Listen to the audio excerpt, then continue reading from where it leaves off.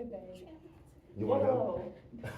If you don't know me, which you probably do, my name is Avereigh Barras. I'm from Albany, Louisiana, which is by Hammond, and I majored in mechanical engineering, and I'll be moving to Alexandria after I graduate for work. I have one sister, and she has a husband and 2 kids. Damien is my godson, he's 1.5. He's my pride and joy. And then Gianna is on the way. So anyway, why did I choose tech? I originally chose tech because a graduate from a few years back, his name was Kyle Cloche. He went to my home parish, and he heard I wanted to major in engineering and told me that tech has the best engineering program, and he was right. And he also said that he had the most amazing experience with the Catholic Student Center. And so when I came to tour, it happened to be on a Sunday, and I toured campus, and then I said, let's stop by the Catholic Student Center. So we stopped by the EDP, and they happened to be just getting off their spring retreat. So they had like 30 brilliant faces greeting me, and I was like, oh, wow, this is awesome. And I decided it's where I wanted to be. So I moved into tech freshman year, and within 2 days of moving in, my roommate and I, who both visited the EDP once up to this point, because we've been there for 2 days, Ben Milliton, actually, our speaker from yesterday, personally invited us to go get ice cream with a bunch of Axe people. And that was super special to me because it was a personal invitation. And we were like, wow, like they want us to come and they want to be our friend. This is so cool. Like we're so new. And so now I want to share a little summary from my time in college each year. So freshman year, I went to Axe every night, every event. I ate dinner there every day. And I attended the mission trip to a Simple House, which I 10 out of 10 recommend if you haven't been. And then COVID hit. Bam. And I started 3D printing mask extenders from my house, which it's just so you take the mask around the plastic piece instead of your ears, but not the point. The point is that I was like shipping them all over the country for free. And it was the Axe exec team who didn't know me but for only a few months before COVID. And they decided to get together and donate money to me so that I'd be able to continue to do that. And I was like, whoa, like these people really care. It was just a great support system. So then, as COVID started, that was also whenever I started serving as faith formation with Jody. So we didn't have much to do that first quarter because we were gone.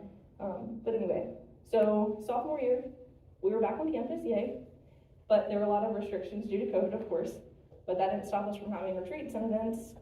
And so Jody and I were having to ask like the same 5 people over and over to serve and read at Mass because people were either sick or not participating at the time. But you know what? No one ever complained. And it was those people's constant yes that really inspired me because I know if I was asked to read every week, I'd say no thank you. But I was very thankful for like the Axe people who really like pushed through those hard times.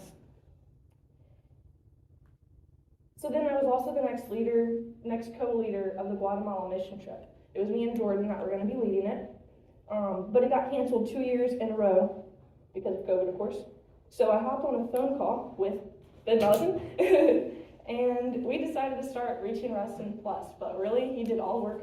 I was just someone to bounce ideas off of, but I give all credit to him. So fast forward, I started serving as socials co-chair, but some information you may or may not know. So we had our discernment meeting, and that's where we place each person into their positions on our big leadership team, and the meeting was going great. I was put on hospitality, and I was so excited because I love food, and it's a once-a-month thing, and I was hyped.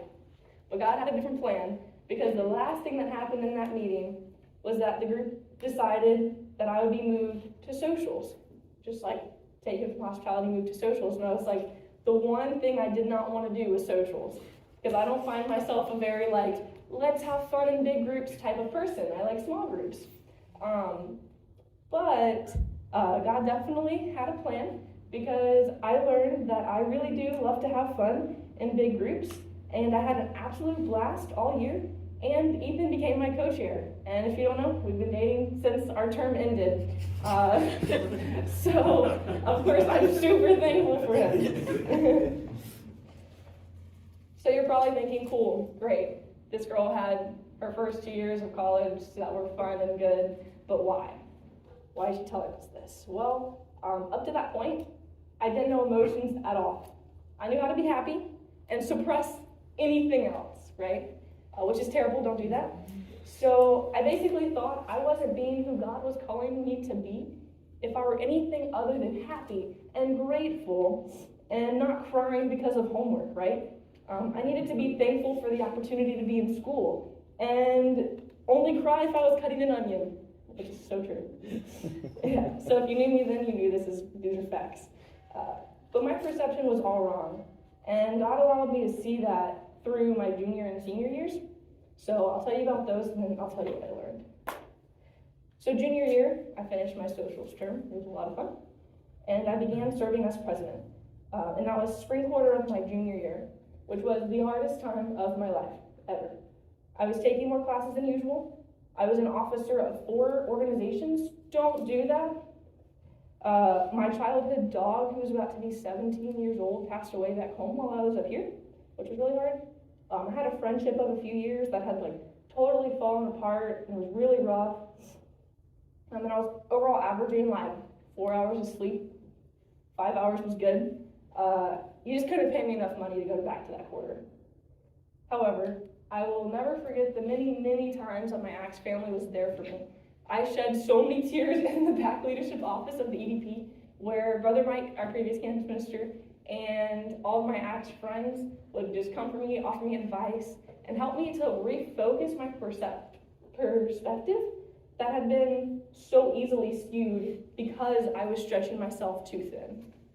So it was all this refocusing my perspective that was important, and I was very thankful for it.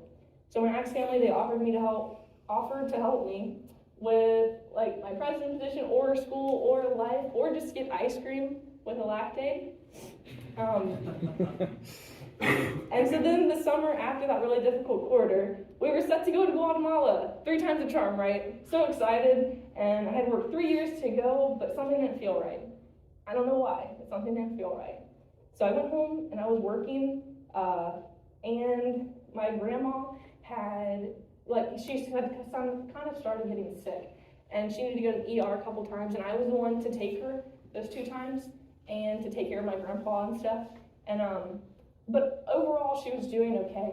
But something was just telling me, no, you shouldn't go on the Guatemala trip. And I was like, but why? I want to. But anyways, I decided not to go. And it was a really hard decision to make because it actually affected the whole group. So I was like, But my team was super supportive, even though they didn't know why I was saying no either. But what I didn't know were that those 10 days we were going to be on that trip were the last 10 days I'd had with my grandma. So to not stay too sad for too long, she was the really first close loved one I lost. And it was super hard and emotional, still is, obviously. But my ACTS family was there for me, and so now I'll move on to the rest of my senior year. Senior year was awesome. And there's still about a third of it left to go. So a lot of possibilities. But I know if it goes south, my ACTS family is there for me, as always. Just like all of us will be there for all of you in y'all's times of hardship. So to kind of summarize everything, my freshman year had COVID. Sophomore year was the weird transition from COVID. Junior year was just really tough for me personally, mentally, physically. And senior year, I lost a really close loved one. But through it all was the most amazing college experience ever. And I wish I could go back and replay all of the fun, silly times at the EDP or at tailgates we had, like root beer keg stands. Yeah. If you know, you know. The impromptu swing dancing, the 4 a.m. runs to Whataburger, because why not? Catching the oven on fire in a past rental house. Chips don't go in the oven on the highest temperature. Hiking the tall and treacherous Mount Driscoll. And becoming brave enough to use a bare hand to clean the sink at the EDP. Whoa. I hope you all become brave enough to do that yourselves. Now we have gloves for a reason, for real. You guys are weak.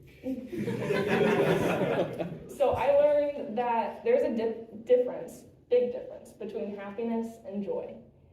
God does not, in fact, call me to be happy 100% of the time, but there are ways to hold on to joy, knowing that this cup too shall pass, or if I'm the sky, these clouds too shall pass, like Ben told us yesterday, which was super cool. Sadness and grief and anger are all very valid emotions that I no longer suppress for the most part. I instead feel the feelings without being disappointed in myself for feeling them. And I bring them to prayer, which is the key. And yes, I do always need to remain grateful, but I can be grateful for my grandma at the same time I'm crying because I miss baking with her, and that is okay, and that is valid, and that is normal. So I am so thankful that God continues to allow my perception to be molded more and more to His, even if it costs me a few extra tears. Even amidst all the suffering, some global suffering, and some hidden personal suffering, there's always joy to be found. So I'm beyond grateful for my time at Tech, serving acts in various ways, and being able to be here on this wonderful retreat with all of you. Thank you.